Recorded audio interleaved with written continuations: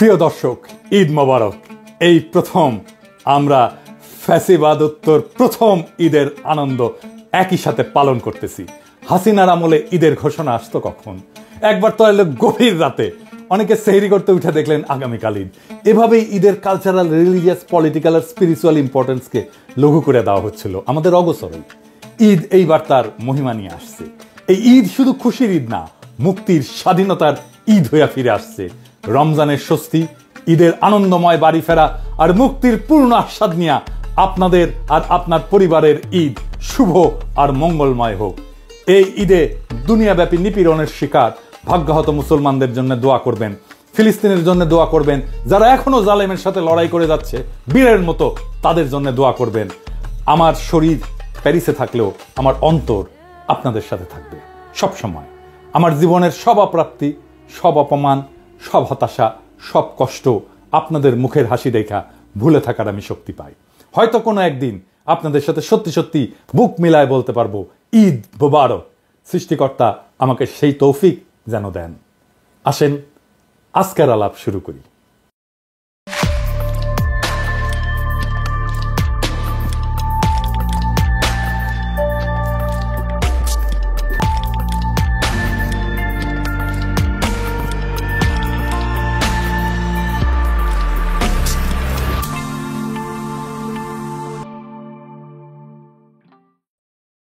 বাংলাদেশ এক পরাশক্তি চীনের সাথে কৌশলগত সম্পর্ক গড়ে তুলছে। আলহামদুলিল্লাহ, এই কাজটা বাংলাদেশকে একটা অনন্য উচ্চতায় পৌঁছে দেবে। চীন সফরে আমাদের কি কি কৌশলগত সুবিধা দিচ্ছে সেটা নিয়ে আমার দর্শকদের জানাবো আলাদা এপিসোড কইরা। কিন্তু আমাদের ভুলে গেলে চলবে না যে আমাদের আর একটা দেশের সাথে সম্পর্ক তৈরি করতে হবে কৌশলগত, আমেরিকার সাথে দীর্ঘমেয়াদে। কিভাবে সেই সম্পর্ক রচনা করা যাবে সেটা নিয়ে আমাদের অবশ্যই আউট অফ দ্য বক্স চিন্তা করতে হবে, সৃজনশীল হইতে হবে আমাদের চিন্তাটা। কৌশলটা দীর্ঘমেয়াদী হবে। আমেরিকার সরকার পরিবর্তন হইলেও আমাদের সম্পর্কের যেন পরিবর্তন না হয়। আমাদের সফট পাওয়ার বাড়বে এভাবেই সূক্ষ্ম ব্যালেন্স কইরা আমাদের চলতে হবে। আমাদের অঞ্চলে আমরা এমন দেশ দেখছি যারা চীনের বলয়ে ঢুকা আমেরিকা থেকে দূরে সরে গেছে। একমাত্র পাকিস্তানি এই অঞ্চলে চীন আর আমেরিকার সাথে সেই 70 দশকে যুগপৎ একই রকম ভালো সম্পর্ক রেখে আসছিল, সে আর এক গল্প। তবে মনে রেখেন, আজকের চীনের পরাশক্তি হিসেবে উত্থানের পিছনে পাকিস্তানের ভূমিকা আছে। 1971-এ পাকিস্তান চীন আর আমেরিকার সম্পর্ক তৈরিতে কাজ করছিল। এটা অন্য আলাপ, যাই হোক, সে আলাপ আজকে না। আমরা আজকে আলাপ করব কিভাবে আমরা চীনের সাথে সুসম্পর্ক রাখাও আমেরিকার সাথে একই মাত্রায় ভালো সম্পর্ক রাখতে পারি। যদিও আমরা জানি যে প্রফেসর ইউনূসের আমেরিকান লবির সাথে ভালো সম্পর্ক আছে, বাট স্টিল এইটা আমাদের একটা গুরুত্বপূর্ণ বিষয়, কারণ প্রফেসর ইউনূসকে তো আমরা চিরজীবন পাবো না। কিন্তু আমাদের এমন একটা আমেরিকার সাথে সম্পর্ক তৈরি করে রাখতে হবে যেইটার বেনিফিট আমরা যুগ যুগ ধরে পাবো। কি সেটা? আসেন সেই আলাপটা করি। আমেরিকার সাথে সম্পর্ক উন্নয়নের সময় আমাদের মাথায় রাখতে হবে এমন একটা কৌশলের কথা যা ট্রাম্পের একটা অন্যতম প্রধান নির্বাচনী প্রতিশ্রুতির সাথে যুক্ত। যে নির্বাচনী প্রতিশ্রুতিকে আমরা পূরণ করার ক্ষেত্রে সাহায্য করতে পারি ট্রাম্পকে। কি হইতে পারে সেটা? আমরা ট্রাম্পের যেই নির্বাচনী প্রতিশ্রুতি পূরণ করতে পারবো তা হচ্ছে আমেরিকার বাণিজ্য ঘাটতি পূরণ। না, আমরা সব দেশের সাথে না, বাংলাদেশের সাথে আমেরিকার বাণিজ্য ঘাটতি পূরণ করতে পারি। আমেরিকা থেকে বাংলাদেশ আমদানির চেয়ে রপ্তানি 3 গুণ বেশি করে। মানে 2022 সালে বাংলাদেশ যুক্তরাষ্ট্র থেকে $283 কোটি পণ্য আমদানি করছে, যা দেশের মোট আমদানির 3.7%। একই অর্থ বছরে বাংলাদেশ থেকে যুক্তরাষ্ট্রে রপ্তানি হয়েছে $780 কোটি পণ্য। এটা দেশের মোট রপ্তানি আয়ের প্রায় 20%, 19.2%। এটা আমাদের শুনতে ভালো লাগে, তাই না? আমাদের ভালো লাগবে। কিন্তু আমেরিকার কি শুনতে ভালো লাগে? আমরা তোমাদের থেকে কিনি এত বেশি, তোমরা কেন আমাদের থেকে কম কেন? এটা তো আমেরিকা বলবে, তাই না? আমরা ইন্ডিয়া থেকে বেশি কিনি আর বেশি কম ইন্ডিয়াতে। এদিকে আমাদের ভালো লাগে না তো? আমরা বারবার মনে করাই দিই না এটা? আমরা বলি পর্বত সম বাণিজ্য ঘাটতি ভারতের সাথে, তাই না? তাইলে তো আমরা কিছু কিনলেই পারি, তাই না? জি না, যা কিছু কিনলে হবে না, আমাদের এমন ভাবে কিনতে হবে যা আমাদের লাগে, প্রতিনিয়ত লাগবে অনন্তকাল ধরে, আর আমরা সেইটা কিনবো। ওই জিনিস যেখানে উৎপাদিত হয় সেই অঞ্চলের সিনেটর, কংগ্রেসম্যানদেরকে যুক্ত করব এই বাণিজ্য প্রক্রিয়ার সাথে। এই সিনেটররা তাদের অঞ্চলের বাণিজ্য বাড়ানোর জন্য কাজ করবে, আর তারা আমাদের রাজনৈতিক বন্ধু হয়ে উঠবে। এই রাজনীতিবিদদের মধ্যে ডেমোক্রেটরা থাকবে, রিপাবলিকানরাও থাকবে। আমরা বাংলাদেশ ইস্যুতে সেই স্টেটগুলোর বাই পার্টিজান, দুই পার্টিরই সাহায্য পাবো, কারণ টাকায় কথা বলে, তাই না? তো কিভাবে আমরা কাজটা করব? বাংলাদেশ আমেরিকার কৃষি প্রধান রাজ্যগুলোর সাথে সরাসরি চুক্তি কইরা খাদ্যপণ্য আমদানি বৃদ্ধি করবে, যা আমেরিকান রাজনীতিবিদদের সমর্থন আদায় সাহায্য করবে। এই সমর্থন কাজে লাগায় বাংলাদেশ রপ্তানির জন্য আমেরিকার বাজারে বিভিন্ন সুবিধা, যেমন ট্যারিফ হ্রাস, কোটা বৃদ্ধি, এগুলো নিশ্চিত করবে। পাশাপাশি আমদানিকৃত কাঁচামাল প্রক্রিয়াজাত করে তৃতীয় দেশে রপ্তানি বাড়ায় বাণিজ্য ভারসাম্য উন্নত করা হবে। এই কৌশল ট্রাম্পের বাণিজ্য ঘাটতি কমানোর নীতির সাথে সামঞ্জস্যপূর্ণ হয়। এটা বাংলাদেশের জন্য রাজনৈতিক লাভ বয়ে আনবে। এই পরিকল্পনায় যাওয়ার আগে আমাদের দেখতে হবে কেন আমরা আমেরিকার কৃষি পণ্য বেছে নিলাম, কেনই বা আমেরিকার সাথে সম্পর্ক উন্নয়নের জন্য এই কূটনীতিতে লিপ্ত হইতে চাই। আমাদের একটা জিনিস এখানে বুঝতে হবে, আমেরিকায় হার্টল্যান্ড বলে একটা জায়গা আছে, মানে আমেরিকার হৃদয়। সো আমেরিকার এই হৃদয়কে আমরা কেন বিজয় করতে চাই, আসেন আমরা বুঝে দেখি।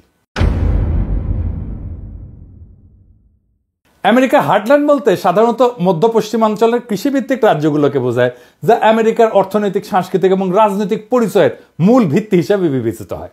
এই রাজ্যগুলোকে বলা হয় হার্টল্যান্ড।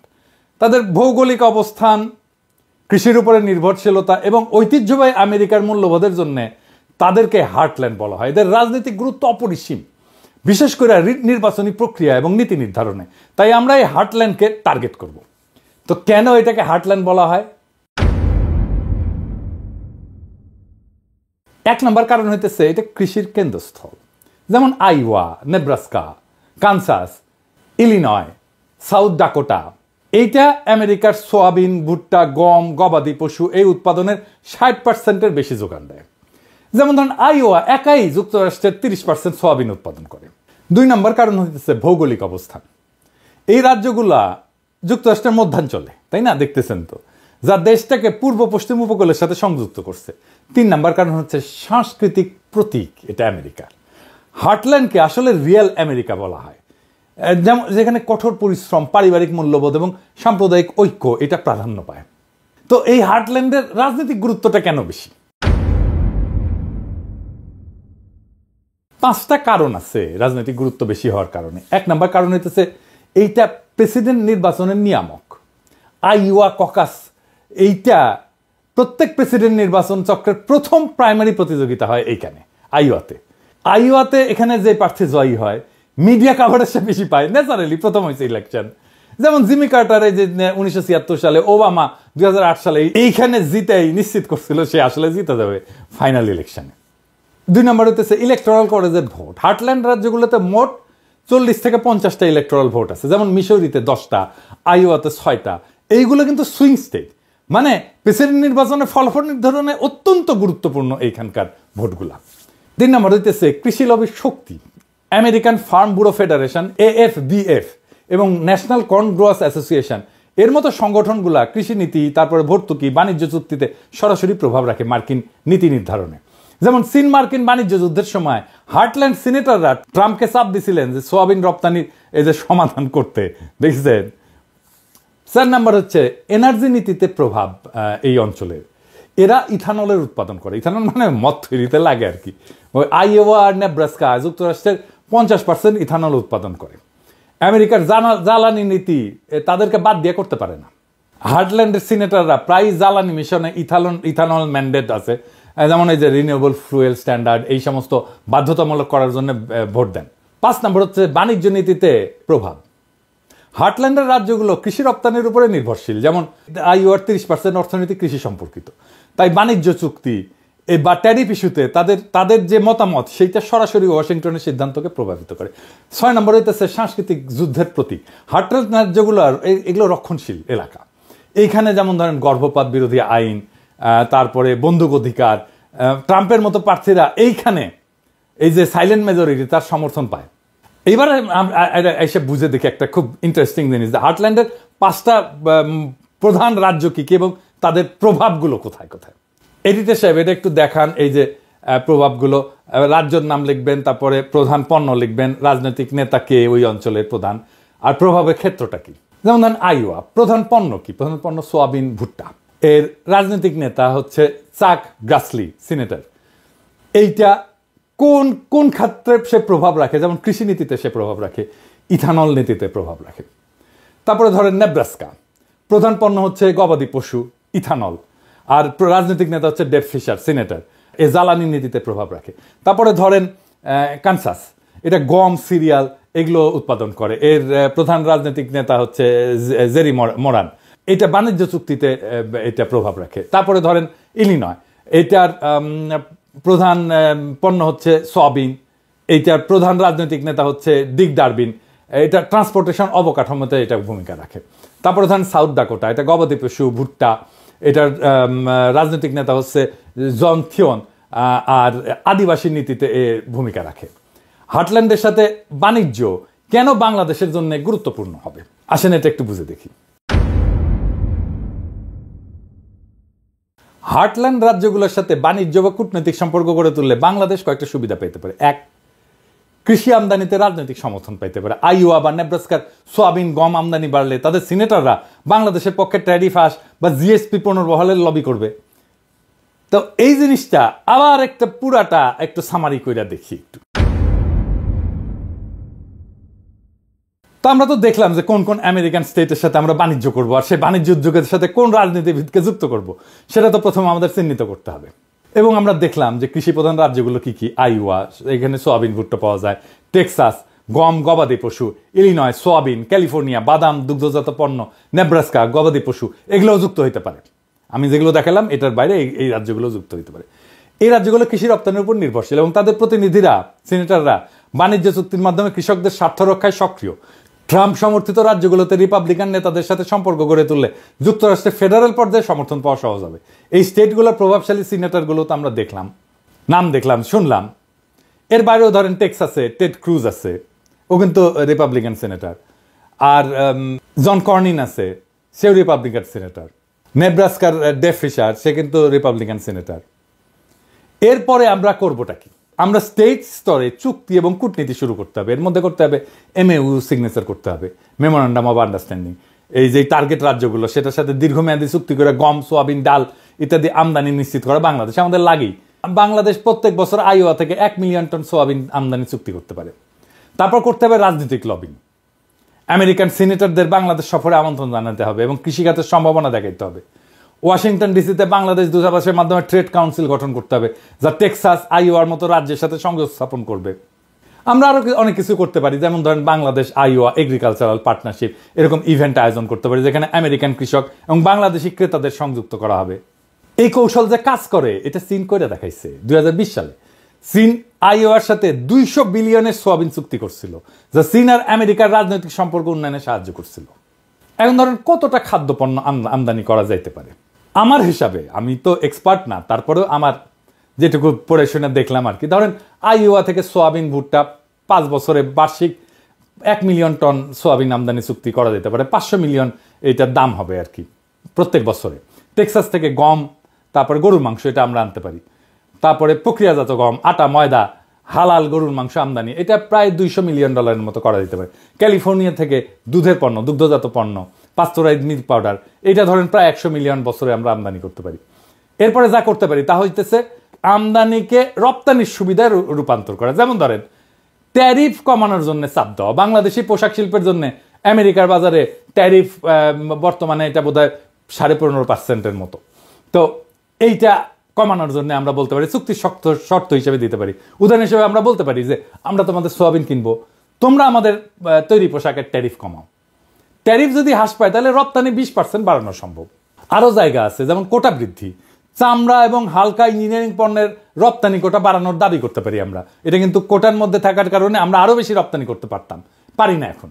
এছাড়াও যেটা করা যেতে পারে সেটা হইতেছে ধরেন স্পেশাল ইকোনমিক জোন করা যেতে পারে। আমেরিকান কোম্পানিগুলোকে এই স্পেশাল ইকোনমিক জোনে বিনিয়োগের জন্য উৎসাহিত করা যেতে পারে, যা যুক্তরাষ্ট্রে রপ্তানিযোগ্য পণ্য উৎপাদন করবে। যেমন ধরা যাক মেডিকেল ডিভাইস, ওরা এটা আমাদের এখানে উৎপাদন করতে পারে, খুব অল্প জায়গা লাগবে কিন্তু অনেক প্রচুর দাম। আর কি করা যায়? যেমন ধরেন ভ্যালু এডেড রপ্তানি বৃদ্ধি, প্রক্রিয়াজাত খাবার রপ্তানি। আমেরিকা থেকে আমদানিকৃত সোয়াবিন থেকে সোয়াবিন তেল উৎপাদন করে মধ্যপ্রাচ্যে বা ইউরোপে আমরা রপ্তানি করতে পারি। জয়েন্ট ভেঞ্চার করতে পারি আমেরিকান কোম্পানিগুলোর সাথে পার্টনারশিপ করিয়া, এগুলো প্রক্রিয়াজাত খাদ্য প্যাকেজিং। যেমন আমরা হালাল ফুড, এইটার প্যাকেজিংগুলো করতে পারি, করে আবার আমেরিকাতেই বিক্রি করতে পারি। এটার উদাহরণ আছে কিন্তু, যেমন ধরেন ভিয়েতনাম আমেরিকান কাঁচামাল আমদানি করে, ইলেকট্রনিক্সের উৎপাদন করে, এবং বছরে 126.5 বিলিয়ন ডলারের ইলেকট্রনিক্স পণ্য রপ্তানি করে ভিয়েতনামে। এইটা হইতেছে তাদের মোট রপ্তানির প্রায় 1/3। কি পরিমাণে রপ্তানি করে চিন্তা করেন। এই কাজে কেমন ফলাফল আসতে পারে